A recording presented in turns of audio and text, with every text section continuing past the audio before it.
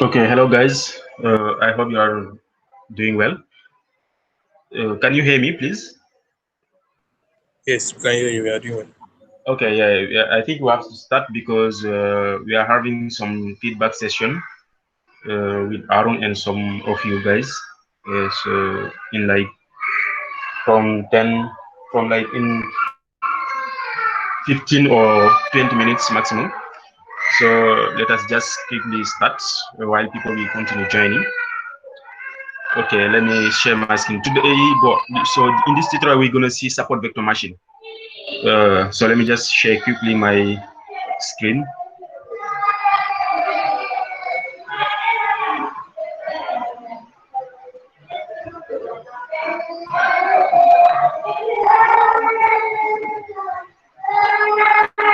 Can you see my screen? I think the background noise is quite. Or there is a noise? Yes, yes, yes. Sorry. So can you see the screen? Yes, we can see. Okay. So sorry for the background noise. Okay. So I don't know if I have to admit people. Okay. So let us quickly talk about support vector machine. So support vector machines, SVMs, are particularly powerful and flexible. So like this is a machine learning algorithm that is used for both classification and regression. In this section, we're gonna like see the intuition behind. Uh, I'm so sorry, I have to admit people at the same time because uh, my team members are doing something else, or I don't know.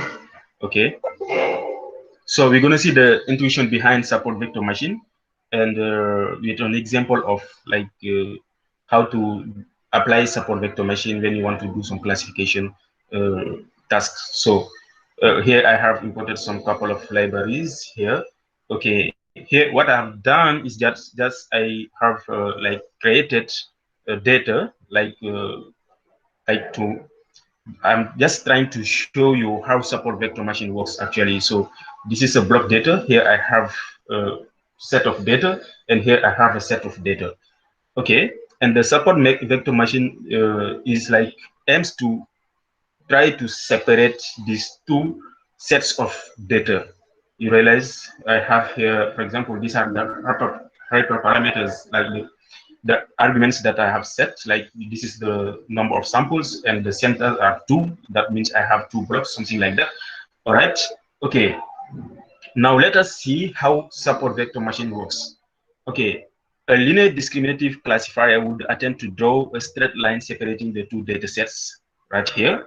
We might attempt to separate these two data, but it might be like many possibility of separating these two data sets. You might have many lines, linear lines separating these data. For example, for this two-dimensional data, this is a task that we could do by hand. For example, you can just try to draw a line here to separate the two data. But the problem is like we realize that there is multiple choices of like drawing a linear line here. You can draw a line like that. Someone else can draw a line like that, and so there are so many possibilities.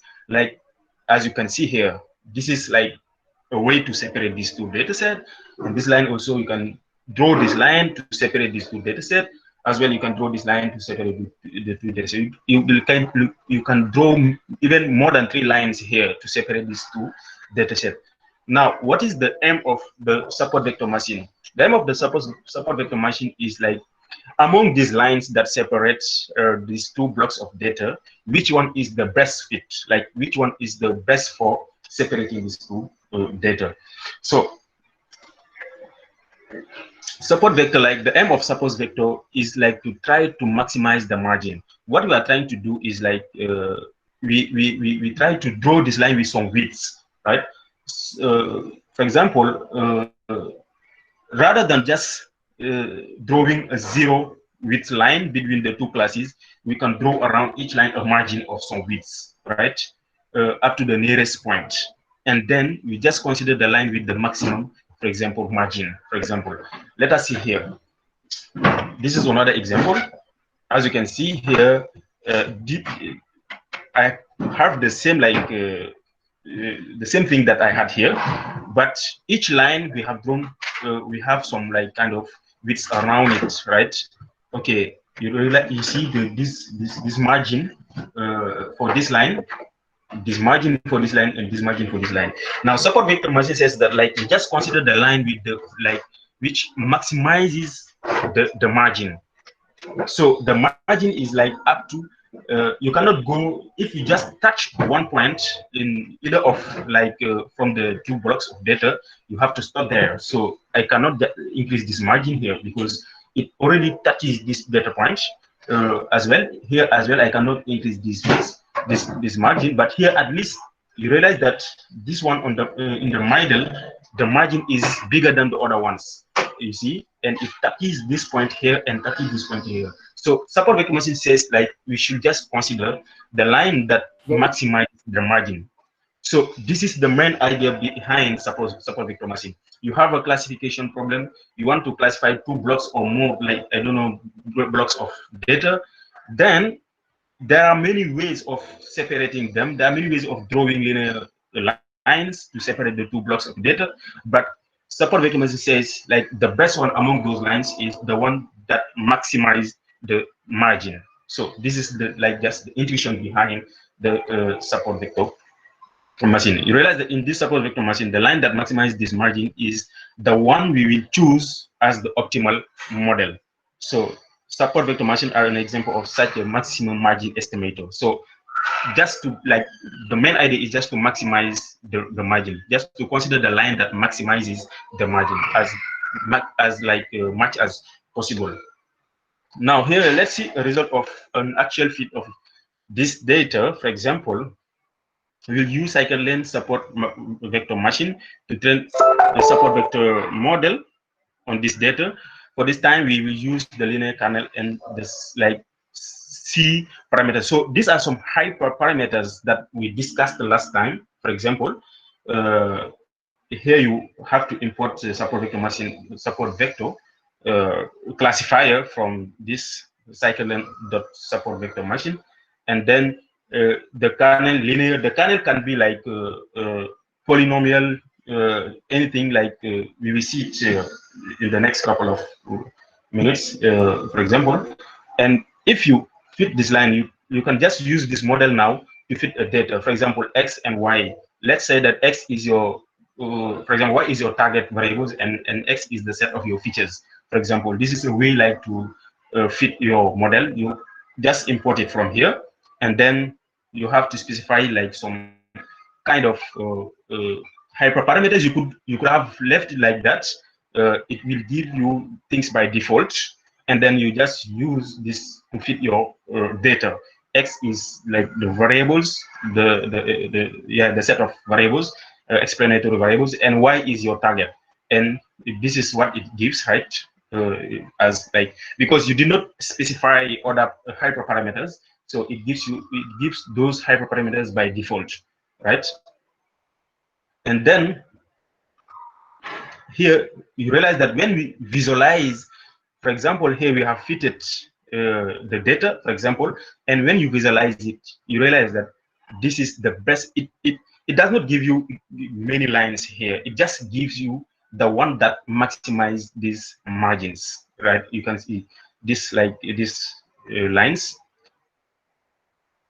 You see, this is the margins, and these data points here that is like the margins are called support vectors. And if you want to print out them, you have just to take your model and then dot support underscore vectors underscore. So it gives you like those data points that is the margin. So those data points are called support support vectors. Okay. So here we're gonna just use, for example, the wine data. We load the wine data and to try to apply to fit the support vector machine. For example, you can have it from here, for example, from this scikit-learn.datasets, and you load it here. So X, I have to define X as like my for example, the set of explanatory variables and y the target variables, for example, and these are my features, for example, and my target name. So, right, when you, okay, here I have just printed my target names. So I have three classifications, three classes, for example, class 0, class 1, class 2, etc. So here I have to fit like the support vector model, but before that I have to, for example, split my data into training and testing data that you can do automatically from Python. And here you have to specify the size, for example, and to set the random step.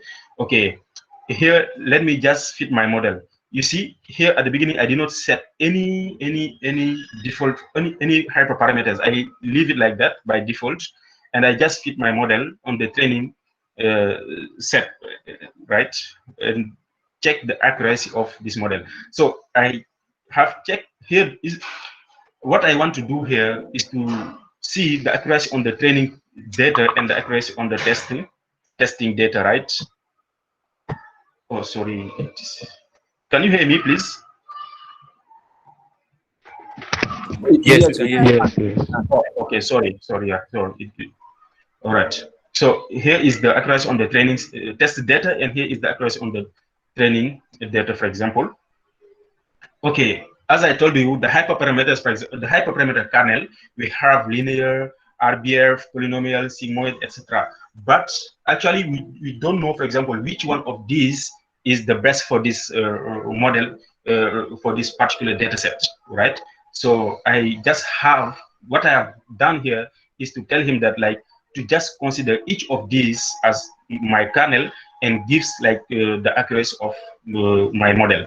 For example, for I have defined my kernel to be like that, and for I in the kernel, so I just fit my model, and the model will be fitted for each of these kernel parameters. So, and then I have to fit my model on the training data, and then check the accuracy for each I. For example, this is, for example, for kernel linear, this is the accuracy. For kernel RBF, this is the accuracy of my model. For kernel polynomial, this is the accuracy of my model. For sigmoid, this is the accuracy of my model. Actually, you realize that, for example, for kernel linear, it gives like the best accuracy. Like here, the model performance here is better than the other ones.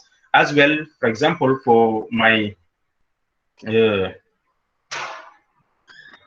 the degree of if you want to consider like a kernel as a polynomial, actually you don't know like the degree of that polynomial. It might be a degree of 1, degree of 2, degree of 3, something like that. So what I'm trying to do is like to take a range from 1 to 10 and to give it as like the degree of my polynomial. So, and see which, like, in case that I have to consider polynomial as my kernel, what should be like the optimal degree of that polynomial. And then I just fit my model on based on the different degree of my polynomials, and it gives me this accuracy. And from here you can see that, for example, here I have, for example, the first one here I have the best estimation, for example, here. And actually, it should be like when the degree is 1, it might be something like a linear line instead of like a quadratic or something like that. So it gives me this accuracy. But there is a way that you can do this at once, and I covered it last time, is the green shite function. For example, the grid search function, you have just to give it some like set of values or set of parameters, and what it does, it makes everything for you. It does everything for you. Like it just prints the optimal values or the best parameters for this model based on this particular data set. This is what I've done here. So from scikit-learn.model_selection, I have imported grid search, for example, CV, and then this is my grid set, for example, parameter grids, and have specified my C. Let's say that, okay, go to this, for example, list and select the best value for the C. Okay, for the kernel, go to this list and select the best one for the kernel and the degree in case that I have a polynomial kernel. Okay, select the best, like take go to this list and take like the one that the degree that make things to be the best degree of the polynomial actually. I'm so sorry, sometimes my English, I'm a French speaker, I'm just trying, so I hope you understand what I'm talking about. You are doing great, Mustafa. Thank you. Please go on.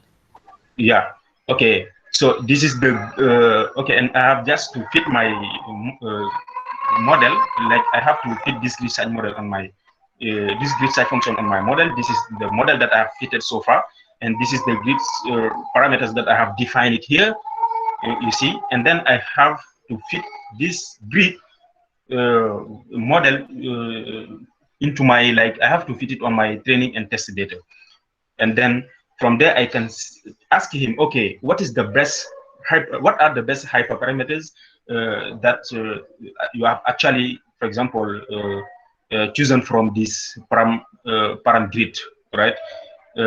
Grid dot best underscore param. So when I printed this on the training testing and on the training data, so it says that okay, for the C, 0.1 is the best. For the degree, 1 is the best. Actually, it means that you have a linear kernel, for example, you see, and the kernel should be linear, for example. And the accuracy, for example, and the accuracy of that model based on these hyperparameters, the accuracy is like 0.797, something like that, which is a very good accuracy. So actually, the grid search function does everything for you, because at the beginning you don't know like which hyperparameters you have to set, which hyperparameters is the best like the hyperparameters for your model based on this on your data that you're actually working on.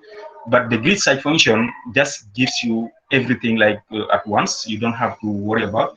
So this is all about support vector machine.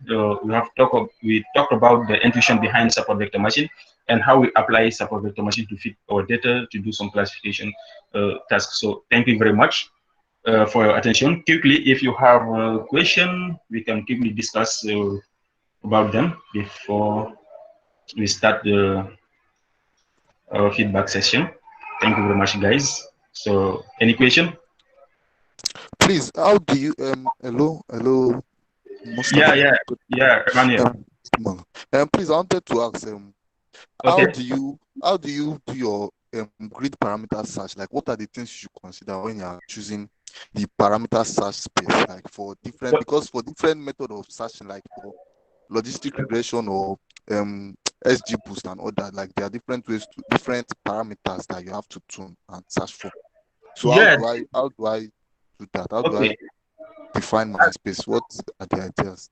As you said, there are many more hyperparameters that you could have like defined here. This is just an example. I could have like set all the hyperparameters here, for example, and tell GreenSight for each of them.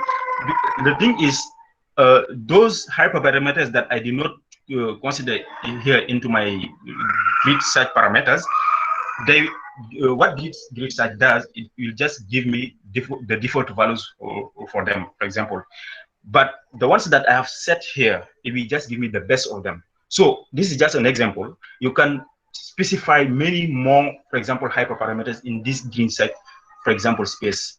So I don't know if I have answered the question. This is just an example to show you like you can use grid search to specify some like parameters, and for each parameters you can specify some couple of values or some couple of for example arguments, and it will just give you the best of them. For example, you can you see that the support vector machine, we have many hyperparameters that I did not specify here in my green chat function, but you can do so. This is just an example to show you like how green chat works actually. Okay, thank you very much. So I wanted to know, please, where can we go and find out about this hyperparameter? Like how to come again? Where can we go and find out about those parameters that we need to be choosing, like those parameters, please? I don't understand. I can't hear you very well, Emmanuel. So can you just speak louder? There's some background noise from my side. That's why I.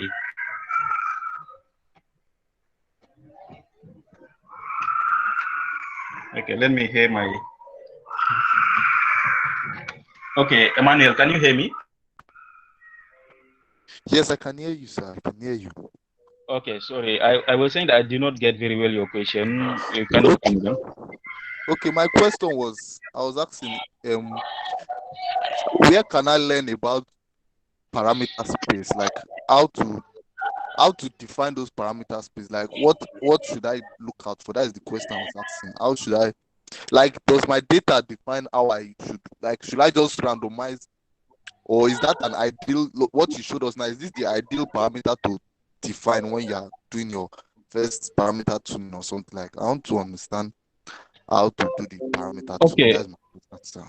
Thank you. okay, okay. Sometimes, most of the time, you start by like not specifying any hyperparameters. For example, let me show you here. Here you have you do not specify anything for the support vector model. Most of the time you start with that, and the reason why people are, for example, using GreenSight, if you start by this empty model, for example, you did not specify any values, it gives things by default, and you check the accuracy of your model. If the accuracy of your model does not like good for you, is not good for you, then you can try to maybe do hyperparameter tuning, like to use GreenSight model to play around the hyperparameters. But in case that you use this default one, and then you have an accuracy, a good accuracy, for example, 0.97 as we had with the GreenSight. So most of the time you don't need to do GreenSight. So most of the time you don't need to do GreenSight. So it depends on the data that you are working on, right? It depends on the data that you are working on. And if you do things by default and you don't have like, because this accuracy, 0.6 is not really good, even if it's not really bad, but it's not really good. You can have in mind, okay, let me try to improve this. And what is the best thing to improve? Maybe you can realize that support vector machine is not the good model for this. You can maybe try to maybe do random forest or something like that. But before that, you have to play around the hyperparameters for this support vector model. And for that, I don't know, I don't think that there is a specific way that you have to select this. No, no, no. You just have to play around. Maybe you can just randomly select, for example, for the kernel, you can just randomly select linear, for example, and check. If you have a good accuracy, it's fine. But if you don't have, you maybe try the RBF, for example, or polynomial, something like that. But this is like very. This is not a. This is not like simple for you. The best thing is to use GreenSight. So GreenSight will just, okay, you have to specify all this for the kernel, for example, and the C you have to set some values and other hyperparameters that I did not put here, and then GreenSight will just do the things for you and gives you the best hyperparameters for that model, which means that you will have the best, for example, uh, accuracy, because based on these hyperparameters you have specified in this parameter grid, so it will give you the best accuracy. This is the best one that you have, comparing that with the ones that you already have here. For example, the maximum here is like 0.96, but here at least you have 0.97, something like that. So I don't know if I have answered your question, but there is no specific way for you to just, yeah, there is no specific way for you to do it. So you have just to start. I would like to recommend you to start, always to start by the default one. You might have a very good model performance and you don't need to go further. But in case you don't have, please try to use GreenSight. And here, feel free to specify more hyperparameters. Here I have just put some of them, but you can specify more hyperparameters in this grid parameters, and then the GreenSight function will do everything for you and will gives you out like the best among them. Hello. Yeah, hello. Yeah. Hello. Yeah, I can hear you. Okay. No. Basically, my question is about accuracy.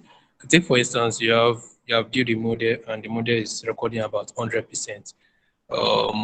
Is it unlikely, or What if your model is giving you 100%? Maybe you have tuned all the parameters with Chris Search CV and you're getting 100. Is it really a good model? No, that one is not good. That means maybe your model is like biased, for example. Okay, let me just give you an example. As this challenge that you are working on, you have to deal with unbalanced data. For example, let's say you want to do a classification, and the classification output is either 0 and 1. But for example, you have 100 outputs, and among those 100 outputs, you have 95 ones, like 95 of them, like 95% is 1. It gives 1, and the rest are just zeros. And then you just fit your model without thinking of making the data to be balanced, right? It might give you something like something like around 100%, but this is not a very good model. Most of the time, if you have that kind of model, that means it's like, for example, you can try it. If you test your model on a data, if you train your model on one set of data and you test it on the same set of data, it will give you 100. For example, I have an example here that maybe I could share with you. I have, for example, run the model on one set of data, to train the model on one set of data, and then use the same data to test my model, and it gives me accuracy 1. You see, that means this is like something that it has already seen. Or you might have something similar when you deal with unbalanced data. That's why you have to check if the data is balanced. The two classes should be like around 50-50, or at least 6% and 40%, something like that. If not, you might have, for example, 100%, thinking that you have a very good model. But no, I don't think that 100% is a good accuracy. If you have 100% of accuracy, please get back to your work and check if something is wrong or not.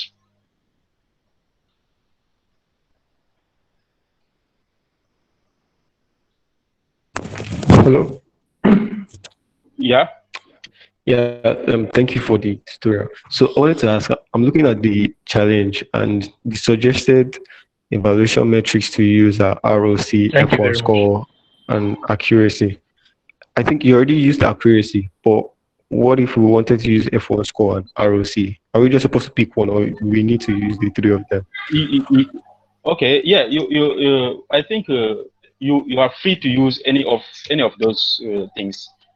Yeah, it's just like sometimes it depends on the problem. There are some specific problems that you need to use, for example, this kind of accuracy or this kind of loss function or this. But what matters is like just for you to be able to evaluate the performance of your model. So if the challenge says that you should use this particular like maybe method of checking the accuracy, you can use it. But there are many ways to check the accuracy of the model. There are score, F1 score, so you can use those confusion matrix like the ROC curve. So those are some kind of things that you can use to check the performance of your model. All right, thank you. Yeah. Any question quickly before we end this presentation? Aaron is waiting for me. So actually they have started the session. But anyway, we can still continue chatting on Slack. And also feel free to send me private message in case you need some more additional information or more materials about this or anything that you think that I might be helpful. So feel free to reach out to me on Slack, either through the channels or private. Thank you very much.